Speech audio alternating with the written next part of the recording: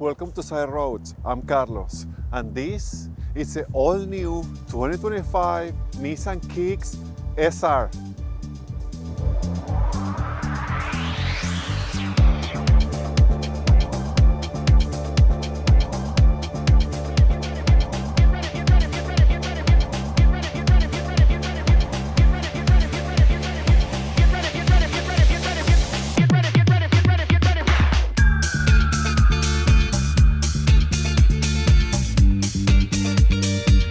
The 2025 Nissan Kicks SR.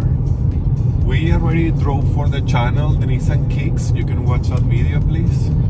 This time, or that time, we were driving the base model, which is cool to have and see how the brands and especially the new Kicks enters in the market, like the lower trim and what does it offer and everything. And it was pretty cool and very well equipped and a perfectly fine car to start with. But now we are driving the SR model, which is the top trim for Canada and the US, and it has a little bit of extra package and options, but pretty much this is it. So I will be walking you through some of those differences, but right away I can tell you this is a great little car. So the 2025 Nissan Kicks SR comes with a 2-liter 4-cylinder engine that produces 141 horsepower and 140 pound-feet of torque, which is pretty competitive with the segment, and it is much better than the previous generation Kicks engine, which was, a lower engine and lower displacement, and also obviously less power. Which, by the way, you can still, if you like that one, which is a little bit smaller too, if you like the Nissan Kicks, it's now called the Kicks Play, and it's a way to have a different option from Nissan and an entry-level car, and people used to like that car a lot, at least it's in Canada, so I think it's smart from Nissan to keep that around. The Kicks is available either in front-wheel drive or all-wheel drive, and this engine comes paired with a CVT transmission, which is pretty well calibrated. I'm pretty impressed, and I'll talk about that also a little bit later in the video. So the Kicks is sitting in the subcompact SUV class, which is pretty competitive, and there are plenty of offers. Not only plenty of offers, but there are different shapes and sizes and everything on the car. So it's like you can find exactly what you are looking for if you are in this segment, depending on your needs and your wants. So the Kicks competes with cars like the Kia Seltos, the Hyundai Kona, and the Chevrolet Trailblazer. There are plenty more. I just chose those because of the square-off shape, and also because they are pretty similar in their specs. There are other offers that are bigger or different engines and so on and so forth. So I think that's fair, and you can have a better reference when comparing with some other options on this segment. The Kicks comes pretty well equipped on the safety department and has things like Nissan Safety Shield 360 that includes intelligent emergency braking with pedestrian detection, rear automatic braking, blind spot warning, rear cross traffic alert, lane departure warning, high beam assist, intelligent cruise control, and the SR includes a Nissan ProPilot Assist, predictive forward collision warning, intelligent driver alertness, and rear sonar for when parking. So pretty good. Fuel economy for the Nissan Kicks is 8.4 liters per 100 kilometers city and 6.9 liters per 100 kilometers highway, which is 27 mpg city and 34 mpg highway. And that's on this SR model that has bigger wheels and is heavier or something, because in the base trim you get a little bit better fuel fuel economy, just a little. In terms of price, the 2025 Nissan Kicks SR, or well, the Kicks, the lineup, starts in Canada around 29,000 Canadian dollars. The top trim goes to around 37 Canadian dollars, which is the SR trim. And then in the US, the best prices start around 21,000 US dollars, and the top trim goes to around 26,000 US dollars. The SR trim was listed at around 28,000 US dollars, and those prices are also competitive with the class. The 2025 Nissan Kicks interior. This is one of the highlights of the car, along with the super cool exterior design. So the materials are all nice and high quality and soft. Everywhere you touch on the support point are soft. The doors inserts and the top of the dashboard, all super nice. And it has this extra material here, which is also padded and has a texture, a visual texture that is really cool, combined with this extra trim here, which is piano black, but it's not a touch or a high traffic zone, so that is okay. But it has this shelf design here, so the screen is like on top of it. It looks really nice, especially in person. The steering wheel is also wrapped in leather and is heated. The 4 windows are power with one touch up and down, which I really like.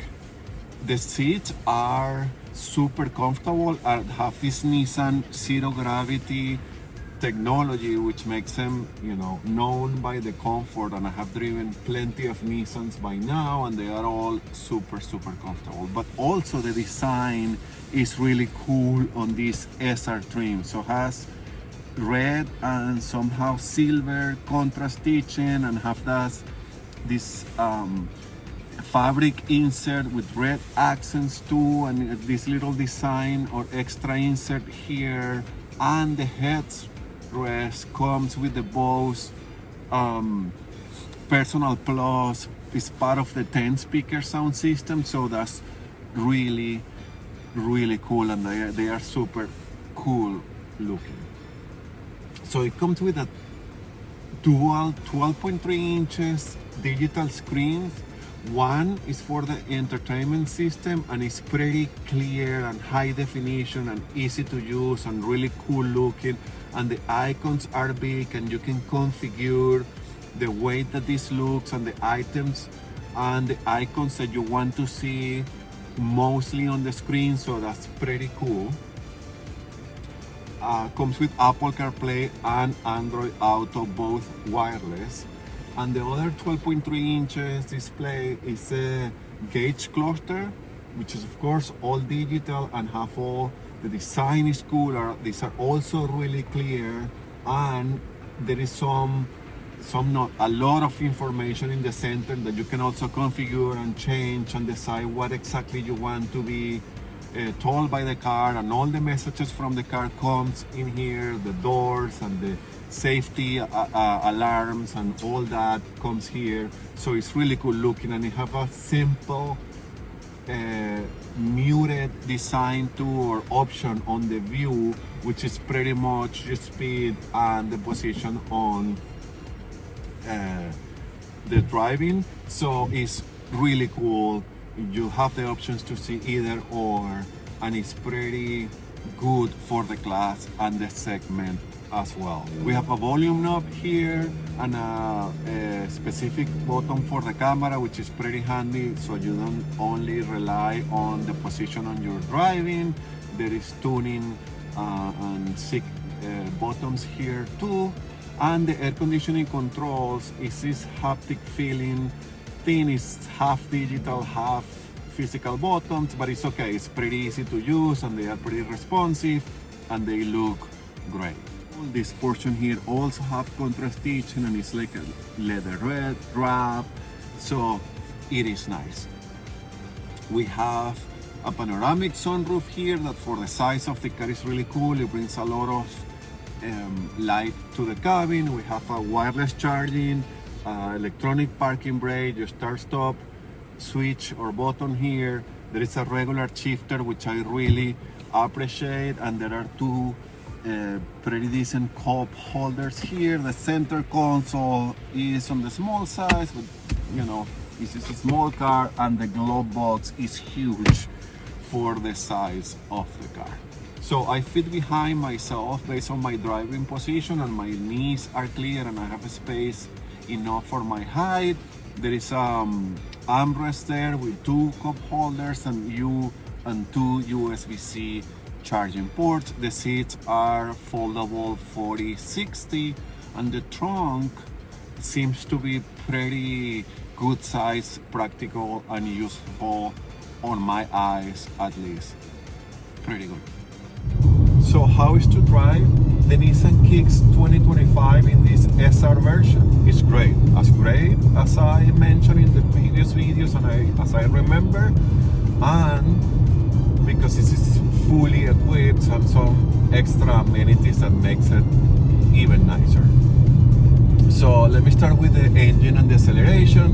I find this engine perfectly fine for this car, and I find the calibration on the gas pedal is great because the car feels urgent, especially from stops, accelerates right away. There is no delays, there is no drama, there is no lag, there is nothing.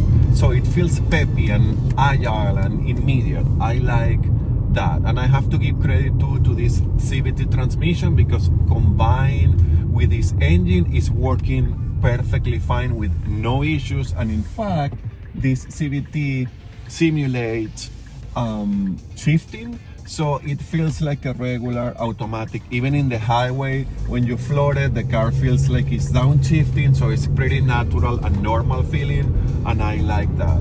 And again, it makes the most out of this engine. I have given a point for Nissan and their CVTs, and I have to do that again, because some CVTs makes the car feel slower. I think it's the opposite in this car. It builds power and speed in a progressive way and pretty nicely, which is somehow a CVT thing, but in this case makes it quick and peppy. I like that. I really like this engine transmission combination. The suspension is very comfortable, and for this class and the size of this car and the price of this car is pretty good at absorbing all the imperfections from the road and separating you from everything else that is going on without being absent. So you can still feel the drive and you can still feel the road, but not the bad parts of the road, which I really appreciate. So it's pretty good. It's comfortable. In the highway was great. In the side roads it's also pretty good. I really like it. It's not too firm, it's not too soft, it's very well balanced in my opinion, or to my liking at least. The brakes feels pretty responsive too. I have no issues so far. I think this car, well, this is a subcompact SUV, so it's a small car, and all that you can feel. It feels agile and easy to drive and small and practical and easy to park and to live with. I really like it. So the brakes are fine. This is not a super heavy car or super big car, so the brakes feels like I can stop this car in any situation with no problems either.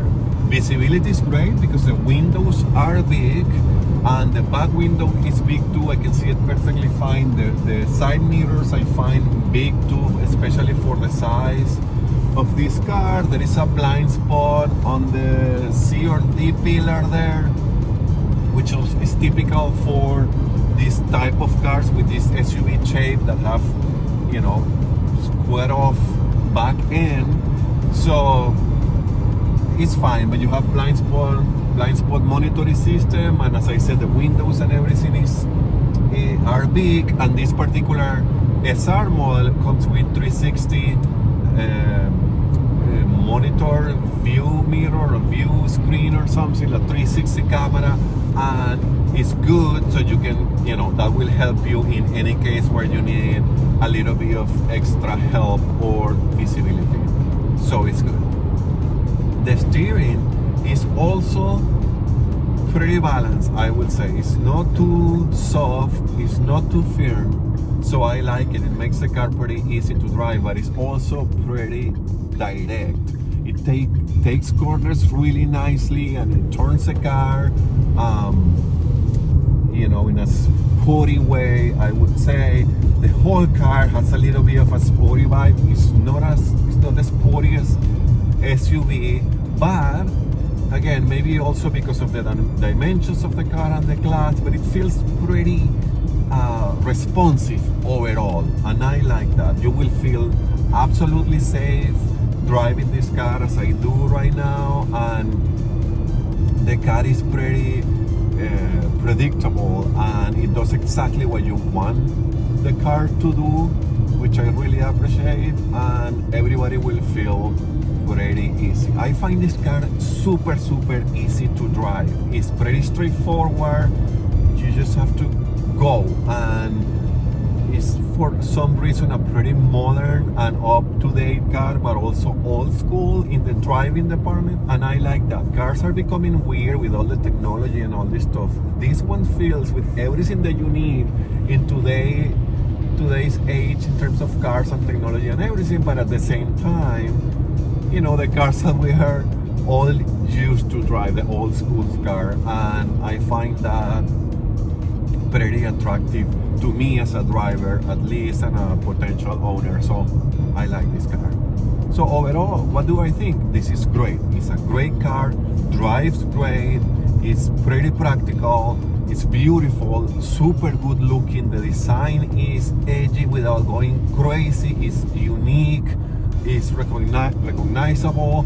I love this car in the outside and the look of it, and then the interior is super nice. Everything about this car is very good. I really like it. The 2025 Nissan Kicks has it all to climb to the top of the subcompact SUV segment.